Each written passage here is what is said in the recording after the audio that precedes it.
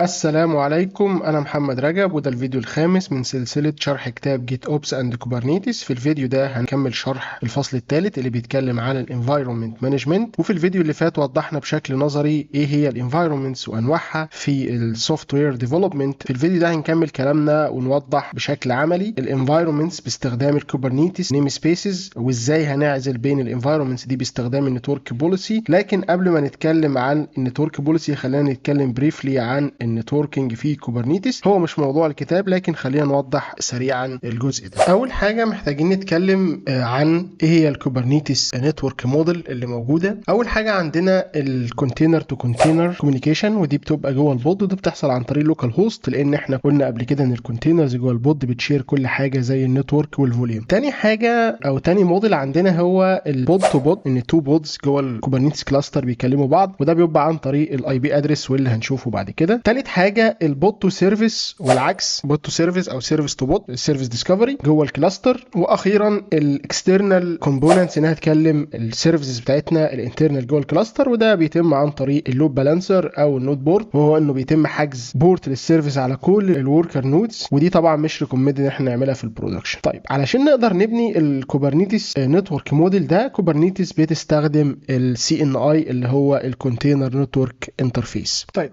ايه هو السي ان اي الكونتينر نتورك انترفيس؟ هو مجموعه من السبيسيفيكيشن والستاندردز والانترفيسز علشان اقدر اكريت كونتينر نتورك امبلمنتيشن او كونتينر نتورك سوليوشن. خلينا نقول ان كل الكونتينر ران تايم او الكونتينر سوليوشنز محتاج يبقى عندها كونتينر نتورك سوليوشن. الكونتينر نتورك سوليوشن ده بيقوم بمجموعه من الامبلمنتيشن، زي ان هو بيكريت النتورك نيم سبيسز، والنيم سبيسز دي في الاوبريتنج سيستم تخليني اقدر ان انا اكريت اكتر من انستنس من النتورك انترفيس، والراوتنج بشكل منعزل عن بعض في لينكس. وكمان بتكريت البريدج نتورك انترفيس عشان تكومينيكيت بتوين النيم سبيسز، وبتكريت الفيرتشوال ايثرنت، وده سوفت وير بيشتغل زي الفيزيكال ادابتور نتورك ادابتور. وكمان موجود في سوليوشنز زي الهايبرفايزر او الفيرتشوال ماشين سوليوشنز، وكمان الفي بي ان. بقدر ان انا كمان بعد كده بياتاش الفيرتشوال ايثرنت تو نيم سبيسز، وبياتاش الاذر فيرتشوال ايثرنت تو البريدج نتورك، وبياساين اي بي ادريسز، وبيبرينج اب الانترفيسز، وبينيبل كمان الناتنج عشان الاكسترنال كوميونيكيشن. فكل الكونتينر ران تايم زي الكونتينر دي راكت ميزوس، وكمان الكوبرنيتس محتاج ان هو يمبلمنت الكلام ده علشان يكريت نتورك سوليوشن او كونتينر نتورك سوليوشن. طيب لو كل دول حاولوا ان هم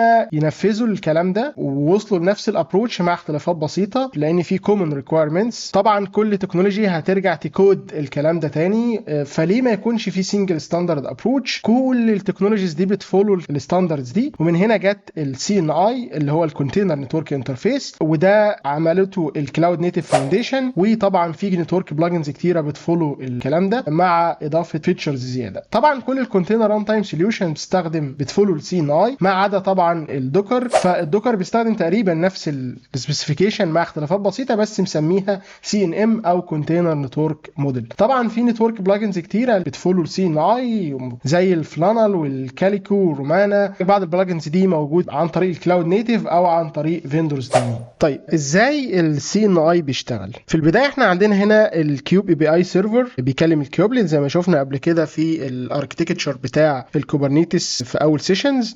بعد كده الكيوبلت هيكلم السي ار اي اللي هي الكونتينر ران تايم انترفيس، اللي ممكن تكون كونتينر دي او احد الكونتينرايزيشن او الكونتينر ران تايم سوليوشن. طيب هيعمل ايه الكونتينر ران تايم؟ هيعمل حاجتين. اول حاجه هيكريت البود نتورك نيم سبيس، دي اول حاجه هيعملها، وفي نفس الوقت هيتريجر السي ان اي اللي هي ممكن تبقى كاليكو او اي نتورك بلجن من اللي احنا اتكلمنا عنهم قبل كده. السي ان اي دي هتكون مسؤوله زي ما شفنا عن النتورك سوليوشن، زي الربط ما بين البود نتورك والهوست نتورك، او انها تضيف راوتس وبتعمل حاجات تانية كتير. فالسي ان اي وظيفتها النتوركينج او مسؤول عن النتوركينج، والسي ار اي اللي هي الكونتينر ران تايم انترفيس وظيفتها الكونتينرايزيشن. السي ان اي مسؤوله عن انها بتكونكت البودز للنتورك، ومسؤوله كمان عن الاي بي مانجمنت او الاي بي اساينمنتس، وكمان مسؤوله عن انها تضيف النتورك انترفيس للكونتينر نتورك نيم سبيسز، وكمان مسؤوله عن انها تميك شور ان كل بودز ليها its own IP address،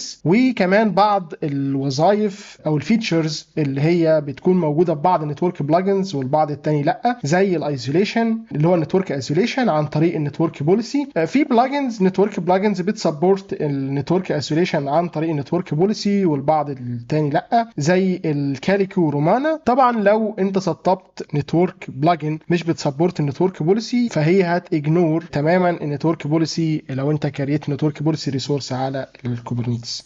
بعد ما عرفنا السي ار اي والسي ان اي، تعال نشوف هم اكشوالي بيعملوا ايه جوه الكوبرنيتس كلاستر بتاعنا. زي ما شفنا في الفيديوهات اللي فاتت، الكوبرنيتس كلاستر اركتكتشر مكون من الماستر نودز والوركر نودز. فلو عندنا كوبرنيتس كلاستر مكون من 1 ماستر نود و2 وركرز، الماستر نود متسطب عليها سي ان اي بلجن وليكن كاليكو، وكل وركر نودز عندها الهوست نيم سبيس بتاعها. الهوستس دي بتكونكت بيه السي ان اي اللي موجود في الماسترز. فطبعا لو انا عايز اسكيدجول بود للابلكيشن بتاعي، في الاول خالص الكيوب اي بي اي سيرفر الموجود على الماستر نودز هيستقبل الريكوست، بعد كده هيتريجر او هيكلم الكيوبلت، والكيوبلت هيتريجر الكونتينر ران تايم انترفيس وليكن الكونتينر دي. فالكونتينر دي اول ما يحصل له تريجر هيعمل ايه؟ اول حاجه هيعملها هيكريت البود نتورك نيم سبيسز، دي اول حاجه يعملها. تاني حاجه هينفوك السي ان اي او الكونتينر نتورك انترفيس وليكن كاليكو. فالكونتينر نتورك انترفيس دي هتبدا تكريت النتورك انترفيس جوه النتورك نيم سبيسز اللي الكونتينر ران تايم كريتتها، وهتكريت كمان فيرتشوال ايثرنت بيرنج ما بين البود نتورك وما بين الهوست نتورك، وكمان هتقول للهوست نتورك ان هو في راوتس محتاج ينضاف. الراوتس ده ما بين النتورك نيم سبيسز والهوست نيم سبيسز اللي هو بدوره هيبدا يتريجر علشان ينسرت الراوت ده. فلو خدنا بالنا من هنا هنلاقي ان السي ان اي هي وظيفتها بس النتورك مانجمنت، والسي ار اي وظيفتها انها تقوم الكونتينر. طيب بعد ما الكلام ده يحصل هيبدا الكونتينر ران تايم يقوم الكونتينرز بتاعت الاب بتاعنا اللي هي بعد كده هيحصل البود انيشاليزيشن. تعال نتكلم على النتورك بوليسي. ايه النتورك بوليسي؟ انا مثلا محتاج اعمل ايسوليشن الانفايرمنتس بتاعتي زي ما شفنا قبل كده ان احنا عندنا اكتر من انفايرمنت زي الديفلوبمنت والبرودكشن والكواليتي اللي ليهم ديفرنت بيربوسز. احنا قلنا الكلام ده احنا بنقدر ننفذه في الكوبرنيتس عن طريق الكوبرنيتس نيم سبيس، وده ريسورس بيديني فولي ايسوليشن على مستوى ريسورس، ايسوليشن على مستوى النتورك والكوميونيكيشن، بيديني فولي ايسوليشن بتوين الانفايرمنتس بعضها. فطبعا كل انفايرمنتس عندي ممكن امابها لديفرنت نيم سبيسز في الكوبرنيتس. النتورك بوليسي طبعا البودز جوه الكوبرنيتس باي نيتشر بتقدر تكوميونيكيت مع بعضها وزاوت اني ريستريكشن. فبطبيعه الحال الكوبرنيتس مش بيسبورت باي نيتشر النتورك بوليسي، او ان انا احط عليه نتورك بوليسي، او ان انا اعمل ايسوليشن، او ان انا اعمل ريستريكشن ما بين البودز وبعضها. فانا بحتاج اسطب نتورك بلجنز اللي هي بتفولو السي ان اي زي ما وضحنا من شويه، كمان بتسبورت موضوع النتورك بوليسي، لان احنا زي ما قلنا مش كلهم بيسبورتوا النتورك بوليسي. فلو انا ما سطبت نتورك بلجن على الكوبرنيتس مش بتسبورت النتورك بوليسي، الكوبرنيتس هيجنور النتورك بوليسي ريسورس اللي انا كريته، ومش هيحصل اي تعديل خالص ولا اي ايسوليشن خالص ما بين البودز وبعضها. طيب النتورك بوليسي هو عباره عن كوبرنيتس ريسورس في بعض السبيسيفيكيشنز زيه زي اي ريسورس مكون من الكايند والاي بي اي فيرجن والميتا داتا والسبيسيفيكيشن. طيب كوبرنيتس نتورك بوليسي ده بيرستريكت حاجتين او بيحط بوليسي على حاجتين: الانجريس وهو الكوميونيكيشن اللي داخل من بره الابلكيشن بتاعي او بره البودز بتاعتي او بره النيم سبيس او بره الكلاستر للكلاستر او البودز بتاعتي، والاجريس اللي هو ان انا البودز بتاعتي تتكلم حاجه بره النيم سبيس او حاجه بره البودز بتاعتها. طيب هو بينفذ الموضوع ده عن طريق ثلاث حاجات: ان انا اقدر احط ريستريكشن على ثلاث مستويات، يا اما عن طريق البود او النيم سبيس او السي اي دي ار رينج اللي هو الكلاسلس انر دومين راوتنج، وده لو عندي انا عايز اريستريكت ان البودز بتاعتي تتكلم سبيسيفيك اي بي رينج معين. طبعا في حاله البود سيلكتور انا زي ما في السبيسيفيكيشن الموجود ان انا هنا عندي نيم سبيس اسمها كواليتي بكريت فيها نتورك بوليسي وليكن اسمها ريدس بوليسي. هنا في السبيسيفيكيشن بحط البود سيلكتور بتاعتي، لو انا ما حطيتش البود سيلكتور فالبوليسي دي هتابلاي على كل البودز اللي موجوده جوه النيم سبيس دي. فانا هنا بقول له والله البود سيلكتور، وكالعاده طبعا كوبرنيتس بيعرف كل ريسورسز عن طريق السيلكتورز عن طريق الماتش ليبلز. فانا هنا مدي الريدس بود بتاعتي ده ليبل ليبل اسمه اب الفاليو بتاعته ريدس، وبقول له والله البوليسي تايب بتاعتي انجريس. ممكن احط انجريس واجريس مع بعض او ممكن احط انجريس. لحد هنا هو عزل تماما البود دي عن اي كوميونيكيشن. بعد كده بحط سبيسيفيك رولز لو انا عايز سبيسيفيك بودز او سبيسيفيك نيم سبيسز محتاجه انها تبقى مسموح ليها انها تكلم البود دي. فانا ببدا اقول له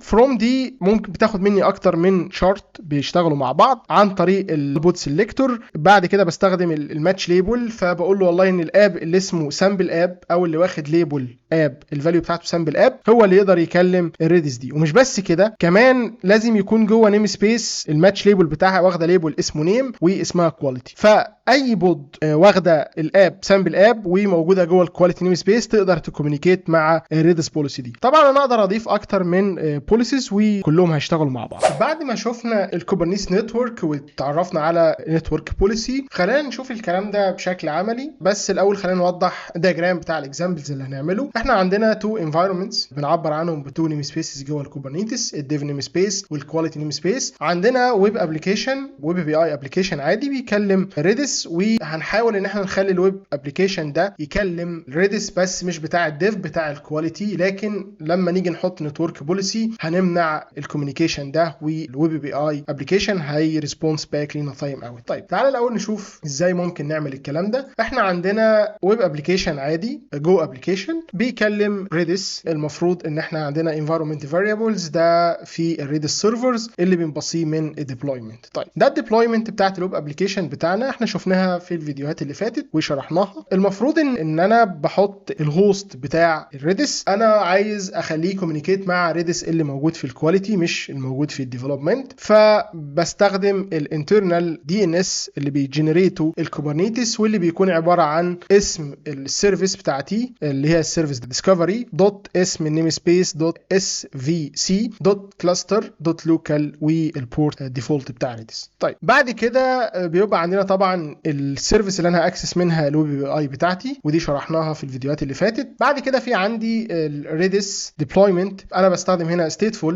set resource بقوم عليها ريدس كونتينر، ففي ريدس بود هتقوم جوه الستيتفول. وطبعا ريدس بكريت له سيرفيس برضو علشان اكسبوز ريدس ده علشان اقدر اكلمه. وبعد كده في عندنا تو نتورك بوليسيز هنتكلم عنهم لما نيجي نابلاي نتورك بوليسيز دي عشان نايسوليت الكواليتي عن الديفلوبمنت. تعالى نفتح الكلاستر بتاعنا. هنكريت الاول ديفلوبمنت نيم سبيس، هنقول له kubectl create namespace او ns development، وبعد كده هنكريت الكواليتي. فلو قلنا له kubectl get ns فهنلاقي عندنا التو نيم سبيس بتوعنا الكواليتي والديفلوبمنت. تعالى نليبل الديفلوبمنت والكواليتي بتوعنا باسم عشان نستخدمهم بعد كده في نتورك بوليسي زي ما وضحنا من شويه. فتعالى نقول له kubectl label ns development name equal development، وبعد كده نقول له kubectl label ns quality name equal quality. كده احنا كريتنا التو نيم سبيس بتوعنا. بعد كده في عندنا الديبلويمنت، هنديبلوي ريدس على الكواليتي وهنديبلوي الويب اب على الديفلوبمنت علشان نشوف الكوميونيكيشن اللي هيحصل. فانا هقول له kubectl apply -f redis.yaml. تعال نشوف الاول ريدس ده فيه ايه. redis.yaml، فهنلاقي ان ريدس ده في الاي بي اي سيرفيس وفي النتورك بوليسي اللي هي بتايسوليت الابلكيشن بتاعي. بعد كده هنديبلوي ريدس على كواليتي وهنديبلوي الويب اب على الديفلوبمنت علشان نحاول نعمل كوميونيكيت ما بين الويب ابلكيشن اللي موجود في الديفلوبمنت على اللي موجود في الكواليتي كنوع من محاوله ان احنا نفايوليت نتورك ايسوليشن. فهنقول له kubectl apply -f redis.yaml، وده الفايل اللي موجود فيه الديبلويمنت وموجود فيه السيرفيس بتاعه redis-n namespace. فلو قلنا له kubectl get all-n quality فهنلاقي ان في الريدس بود كريتد وكريت كمان السيرفيس. فممكن كمان نكريت الريدس نود بورت سيرفيس علشان نقدر ناكسس الريدس من بره الكلاستر عشان لو عايزين نكونكت على ريدس من بره الكلاستر. kubectl apply -f redis node port .yaml -n quality. فعملنا كونفيجر لريدس سيرفيس بقت نود بورت فاقدر اكسسها من بره الكلاستر. بعد كده تعالى نستول الويب ابلكيشن بتاعنا. اللي موجود في الويب اي اي، الويب اب دوت يامل داش ان، بس المره دي على الديفلوبمنت مش على الكواليتي. ابلاي داش اف.